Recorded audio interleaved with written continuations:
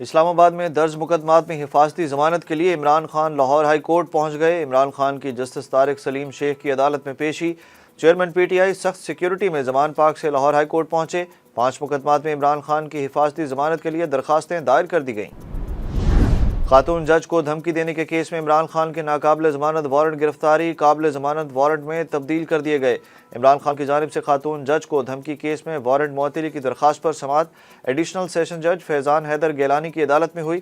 عدالت نے P T I کے وارنٹ معطلی کی درخواست کو ہدایات کے ساتھ نمٹا دیا۔ فیصلے میں کہا گیا کہ کیس میں عمران خان کے خلاف دفعات قابل ضمانت ہیں۔ عمران خان کے قابل ضمانت وارنٹ سے قبل ناقابل ضمانت وارنٹ جاری کرنا درست نہیں۔ عمران خان نے امریکہ پر سازش کا الزام لگایا، اب لابنگ کروا رہے ہیں۔ عمران خان نے صدر مملکت کے ذریعے جنرل باجوہ کو توسیع کی آفر کی، خواجہ آصف کا انکشاف۔ وزیر دفاع نے پریس کانفرنس کرتے ہوئے کہا کہ عمران خان ایک مایوس آدمی ہیں اور پرتشدد کارروائیوں پر یقین رکھتے ہیں۔ عمران خان جن پر حکومت گرانے کا الزام عائد کرتا رہا انہی سے مدد مانگ رہا ہے۔ خواجہ آصف نے کہا کہ کسی سیاسی ورکر کو یہ زیب نہیں دیتا کہ وہ بیرونی مدد کے لیے مہم چلائے۔ جو لوگ امریکہ سے بیانات دے رہے ہیں انہیں بھی حقیقی صورتحال دیکھنی چاہیے، انہیں کشمیر اور فلسطین میں ہونے والے مظالم کے بارے میں بات کرنی چاہیے۔ عمران خان اپنے قتل کے بارے میں ایک نیا سیاسی بیانیہ بنا رہے ہیں۔ معاشی حالات ایک برس میں 2 مرتبہ الیکشن کی اجازت نہیں دیتے۔ انہوں نے کہا کہ عمران خان کے دور میں مسلم لیگ نون کی پوری قیادت گرفتار ہوئی، میری اہلیہ 3 سال تک عدالتوں میں پیش ہوتی رہیں۔ ملک نازک موڑ پر ہے، مجھے پوری قوم کی ضرورت ہے، میں بتاؤں گا ہم نے کیسے آئین کے ساتھ کھڑے ہونا ہے۔ عمران خان کا ویڈیو پیغام جاری، کہا سب کو عدلیہ اور ملک کی بقا کے لیے اظہار یکجہتی کرنا ہے۔ 25 مارچ کی شام مینار پاکستان پر سال کا پہلا جلسہ کرنے جا رہا ہوں۔ عمران خان کا کہنا تھا کہ چوروں کی حکومت نے ہمیں دلدل میں پھنسا دیا ہے۔ سستا پیٹرول پروگرام سمیت چند اسکیمیں بند کرنے کے بعد ہی سٹاف لیول معاہدے پر عمل کیا جائے گا، آئی ایم ایف نے تصدیق کر دی۔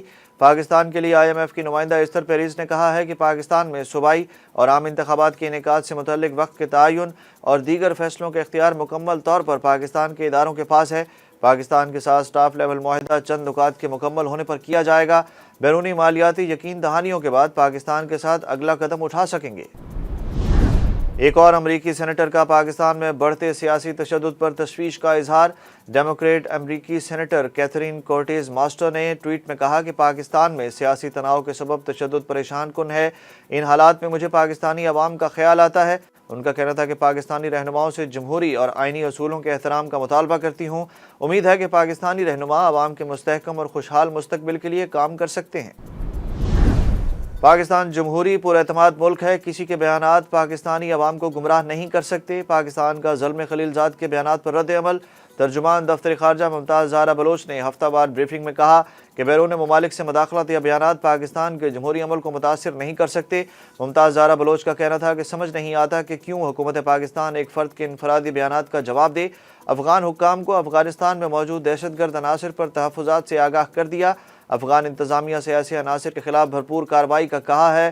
ترجمان کا کہنا تھا کہ شنگھائی تعاون تنظیم کے اجلاس میں وزیر خارجہ کی شرکت پر کوئی فیصلہ نہیں کیا گیا، وزارت خارجہ کے اندر تبادلے معمول کی بات ہے۔ الیکشن کمیشن نے 30 اپریل کو پنجاب میں الیکشن کا شیڈول واپس لینے کا نوٹیفیکیشن جاری کر دیا۔ نوٹیفیکیشن کے مطابق 8 اکتوبر کو الیکشن کا شیڈول ضابطے کے مطابق جاری کیا جائے گا۔ دوسری جانب الیکشن کمیشن نے پنجاب میں انتخابات ملتوی کرنے پر صدر مملکت ڈاکٹر عارف الوی کو بھی خط لکھ دیا۔ ذرائع کے مطابق خط کے ذریعے صدر مملکت کو انتخابات ملتوی کرنے کے معاملے پر اعتماد میں لیا گیا۔ ذرائع کے مطابق صدر مملکت عارف الوی کو 8 اکتوبر کی پولنگ کی نئی تاریخ سے آگاہ کرنا مشاورتی عمل کا حصہ ہے۔ خط میں پنجاب کے انتخابات کی منسوخی کی وجوہات بتائی گئی ہیں۔ اٹارنی جنرل شہزاد عطا الہی نے استعفیٰ دے دیا۔ اٹارنی جنرل پاکستان شہزاد عطا الہی اپنے عہدے سے مستعفی ہو گئے، انہوں نے اپنا استعفیٰ وفاقی حکومت کو بھجوا دیا۔ ذرائع کا کہنا ہے کہ شہزاد عطا الہی نے ذاتی وجوہات کی بنا پر عہدے سے استعفیٰ دیا۔ شہزاد عطا کو 2 فروری کو اٹارنی جنرل تعینات کیا گیا تھا۔ چین نے پاکستان کے لیے $2 ارب کا سیف ڈپازٹ قرض رول اوور کر دیا۔ ذرائع وزارت خزانہ کا بتانا ہے کہ چین نے $2 ارب کے سیف ڈپازٹ کی واپسی 1 سال کے لیے مؤخر کی ہے۔ ذرائع کے مطابق سعودی عرب اور متحدہ عرب امارات کی جانب سے بھی فائنینسنگ کی امید ہے۔ ذرائع وزارت خزانہ کا کہنا ہے کہ پاکستان کو آئی ایم ایف سے معاہدے کے لیے بیرونی فائنینسنگ کی تصدیق ضروری ہے۔ ایوان صدر اسلام آباد میں یوم پاکستان کی مناسبت سے فوجی اعزازات تقسیم کرنے کی تقریب۔ وطن کے لیے قربانیاں دینے والے شہداء کے اعزازات خاندان کے افراد نے وصول کیے۔ سعودی عرب، بحرین اور دیگر ملکوں کے فوجی افسروں کو بھی اعزازات دیے گئے۔ تقریب میں army chief general Asim Munir, joint chief of staff committee general Sahir Shamshad Mirza, speaker قومی اسمبلی راجہ پرویز اشرف اور دیگر اہم شخصیات نے شرکت کی۔ پاکستان اور افغانستان کے درمیان 3 ٹی20 میچز کی سیریز کا پہلا میچ آج شارجہ میں کھیلا جائے گا۔ دونوں ٹیمیں آج رات 9 بجے پنجہ آزمائی کے لیے میدان میں اتریں گی۔ پاکستان نے پلئنگ 11 کا اعلان کر دیا۔ سائم ایوب، طیب طاہر، احسان اللہ اور زمان خان آج ڈیبیو کریں گے۔ دونوں ٹیموں کے درمیان دوسرا اور تیسرا ٹی20 26 اور 27 مارچ کو ہوگا۔ پاکستان کے کپتان شاداب خان اور افغانستان کے کپتان راشد خان نے ٹرافی کی رونمائی کی تھی۔ اور star footballer Cristiano Ronaldo کے نام ایک اور اعزاز، سب سے زیادہ انٹرنیشنل میچ کھیلنے والے فٹ بالر بن گئے۔ پرتگال کے سٹار فٹ بالر نے یورو کوالیفائر میں کیریئر کا 197واں میچ کھیل کر ریکارڈ اپنے نام کر لیا۔ کرسٹیانو رونالڈو نے کویت کے فارورڈ بدر المطابع کو پیچھے چھوڑ دیا۔